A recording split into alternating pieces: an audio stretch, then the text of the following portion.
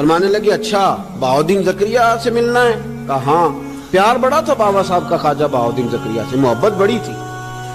فرمایا اچھا میں تیری خاطر یہاں آیا ہوں اور تو نے کوئی قدر ہی نہیں ڈالی، تو کہتے آگے جانا ہے، جا اب تو اسی کے پاس جائے گا۔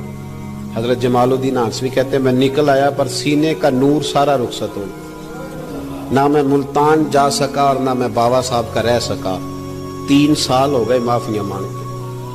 پر بابا صاحب نے فرمایا یار میں تیری خاطر بڑھاپے میں یہاں آیا اور تو نے سوچا ہی نہیں، تو نے قدر ہی نہیں ڈالی، تو نے یہ کیا کیا میرے ساتھ۔ ایک تاجر آیا کرتا تھا بابا فرید صاحب سے ملنے سال کے بعد، وہ آیا تو اس نے لوگوں سے پوچھا کہ وہ کدھر ہے جمال الدین جس سے سلام لے کے بابا صاحب سے لوگ ملتے تھے، جو رستہ تھا بابا صاحب کی طرف جانے کا؟ کہا وہ تو روڑی کے ڈھیر پہ بیٹھے۔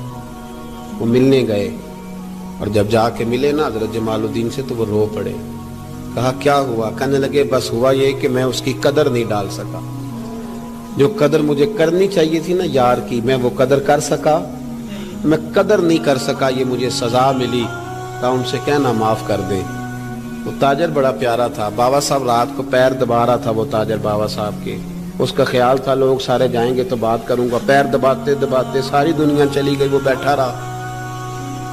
بابا صاحب بولے، فرمانے لگے جاتا کیوں نہیں؟ جمال الدین کی بات کرنی ہے، جمال الدین کا ذکر کرنا ہے، چل کر۔ میں کہا حضور اب دیکھا نہیں جاتا، مہربانی فرمائیں۔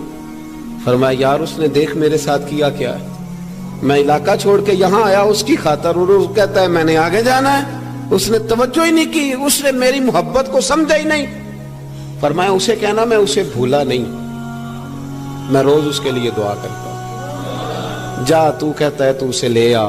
حضرت جمال الدین ہانسوی جب آئے نا، اللہ والے پھر بھی سامنے والے پہ الزام نہیں ڈالتے، جب آئے نا تو کمزور ہو گئے تھے، وجود کمزور ہو گیا، آنکھیں باہر نکل آئیں، تو حضرت بابا صاحب انہیں دیکھ کے نا انہیں پھر بھی کچھ نہیں کہا، کہنے لگے فرید الدین، اپنے آپ کو ہی مخاطب کیا، فرید الدین یہ تو نے کیا کیا؟ کوئی اپنے جمال کا اس طرح کا حال بھی کرتا ہے۔ ان کو جب معافی ملی تو وہ رو پڑے، کہنے لگے حضور میرے لیے دعا کریں، اب میں رضا میں ہی پردہ کر جاؤں۔ ان کا انتقال ہوا اور بابا صاحب نے خود جنازہ پڑھایا۔